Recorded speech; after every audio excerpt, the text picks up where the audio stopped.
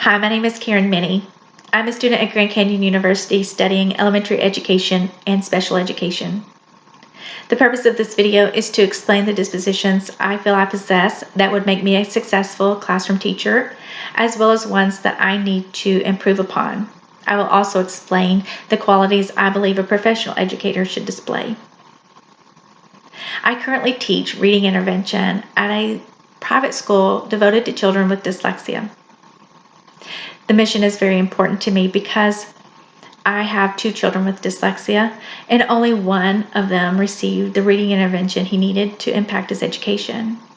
When he was in 4th grade, it was recommended that he be placed in a self-contained special education classroom because he couldn't read. This year, he'll be in the 8th grade, and he'll be transitioning to a traditional private school. And all assessments show that he is at or above grade level expectation. Because of my experience, I know that children can learn, and I know all children want to learn. I use assessments to find the students' strengths and weaknesses, and I use them to individualize instruction. I always teach to mastery, and I monitor and adjust when necessary. Because of my experience, I've also gained a great compassion for children.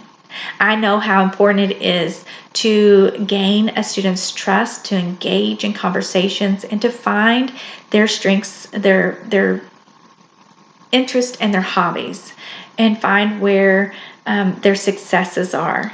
Oftentimes, because children have such academic failure, their successes come through their activities. A lot of times our kids are really good at sports, or they're really good at art, and finding those interests and conversating with children regarding those things, it's really important to them. I also have a high sense of advocacy for children. I think that's also been developed through the advocacy of my own children. But it's very important to assess the behavior of children, to listen to them, to watch them. Are they able to follow directions? Are they able to understand the directions? Are they able to communicate effectively? Can they answer questions? Do they need support with speech therapy? Do they need support with occupational therapy? Are they able to hold their weight? Are they slouchy? Are they holding their pencil correctly? Do they have sensory needs? All those things are so important educationally. And I have a very keen eye of watching for those things. I believe that the area that I most need to reflect upon is curiosity. Our instruction is very explicit and systematic. And other than the reinforcement games that I create to reinforce the learning or a skill, I'm not as creative in getting engagement from the children.